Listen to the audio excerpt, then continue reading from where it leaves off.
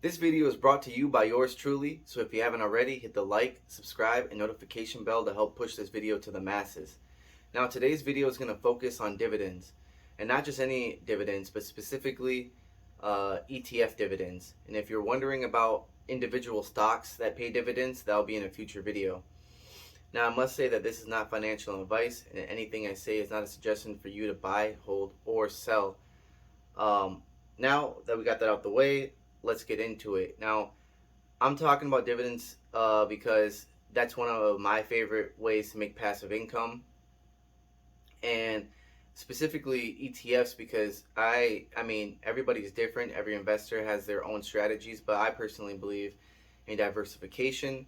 So that's why we're talking about ETFs today. And the first three that we're going to talk about are going to focus more on low volatility to make it more of a smoother ride for you guys that don't want to see big swings in your portfolio and don't want to be kept up all night checking those apps. And the last three will be a little bit more growth oriented or more riskier for those of you that want to see more growth. So, all right, let's get into the first one. The first one is Hold on, I got my notebook right here. The first one is SPHD. Like I said, these first three are going to focus on low volatility. SPHD, low volatility. As you can see, the 5-year outlook is 17%, and we have a dividend yield of 3.4% and the expense ratio of 0.30%. Now, that's one thing I need to elaborate on is for a lot of new investors, and certainly for me, I didn't know at first anything about expense ratios or anything like that. Now, you really have to pay attention to taxes and expense ratios because if you're not paying attention to those, certain ones are very high, can eat away a lot of your income. So keep an eye on the expense ratios and make sure that they're not eating away at your annual portfolio income. So anyway, SPHD, great ETF, diverse, and yeah, I'm personally invested in that one. Next one on the list is SPYD or SPYD, another low volatility, and as you can see, a lot of these graphs are going to look very similar on this 5-year outlook. And as we're looking at the 5-year outlook, SPYD has about a 23% increase in 5 years. So that's a little bit better than SPHD. And also they have a dividend yield of 3.62 and an expense ratio of 0.07. So we love to see that. That's a very low expense ratio. Now, one thing I didn't mention about SPHD pays monthly dividends. That means once a month they pay dividends to their investors and shareholders. And the rest of these are quarterly, meaning every quarter they're going to pay to their shareholders. Now, some people that doesn't matter, and others that does matter. I just thought I'd mention that. Now, let's get to the next one, HDV. All right, HDV, as you can see, the 5-year outlook, it has an even higher growth of 27%. And HDV has an expense ratio of 0.08. So, we love to see that. And also has a dividend yield of 3.41%. So there we go. These first three look pretty much identical graph-wise. Where things start to change is a little bit with the expense ratio and a little bit with the dividends, and then also the payments of monthly or quarterly.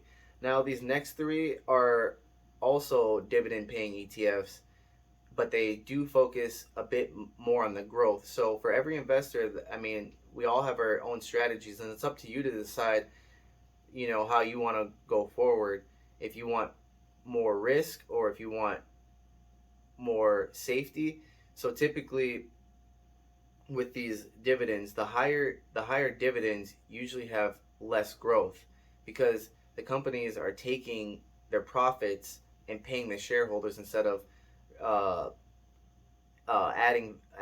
dumping it back into the companies and growing the companies.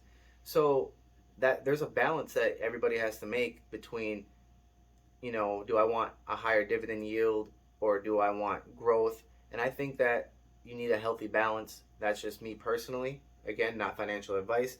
Now, all right, these next three. All right, VIG. Anything with Vanguard usually typically has low expense ratios. So let's see. We see the expense ratio 0.06%. We love to see that. I think that's the lowest one we've seen today. And on the 5-year outlook, 64%.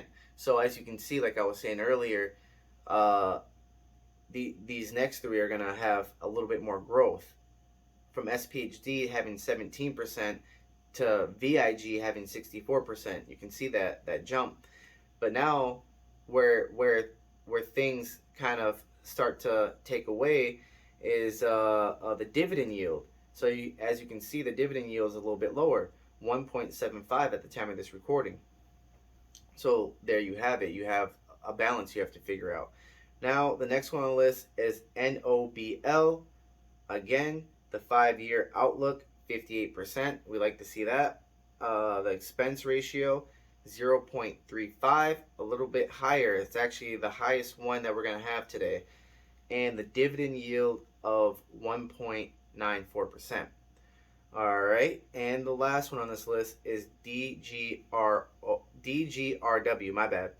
Okay, as you can see, it has 66% on the 5-year return, and the expense ratio is 0.28%, and the dividend yield is 1.93%.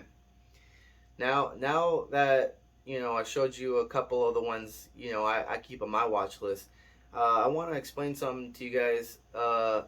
If you guys don't already know, that it's a helpful tool. Now, this is a formula.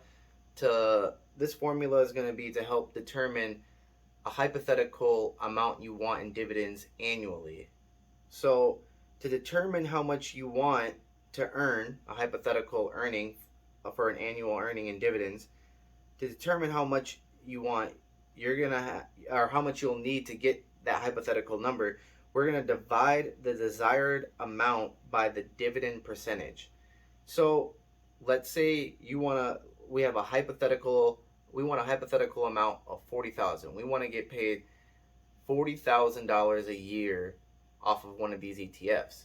And for an example, we'll use SPHD's current dividend yield. So the equation goes $40,000 divided by the dividend yield, but remember, we have to turn it into a percentage, so you have to move that decimal over to the left twice to make it 3%. So 40,000 divided by 0.034 equals close to $1.2 million. Now I know that these numbers that's a huge amount of money to put in to only get 40K, but this is how you create passive income. This is how you literally are buying your way to freedom, like literally. Because once you have those holdings in there, that $1.2 million, it's still yours if you decide to sell at whatever point. But as long as you have it in there, they're paying you $40,000 a year, and it's growing slowly over time with the market. So at that point, you don't really need your 9 to 5. So, and the process will go faster as long as you stay consistent with your dollar cost averaging. Keep dollar cost averaging into these ETFs, and eventually compounding will take over and it'll become a snowball effect. At some point, your dividends will be big enough to buy full shares of these ETFs, accumulating more and more. So keep reinvesting your dividends and reinvesting, and it will make the process go faster. So I just wanted to explain that to you guys because I know I didn't get this education in grade school or in college, so I took it upon myself to read all these books you see back here, and I was amazed by what I discovered in those books, and the explanations were great, and it really helped me understand the language of money or financial literacy, and it really showed me the path, or highlighted the path to financial freedom or financial independency. So I really just want to help people that were in the dark like me because I know there's a lot of people out there that don't understand these things, that don't understand how to build wealth or generational wealth. And I just want to see everybody happy and winning. So, if you can, hit the like, subscribe, and notification bell to help push this out. Maybe share this with somebody else that you think could use this help. And like always, you guys have a great rest of your day. Thank you.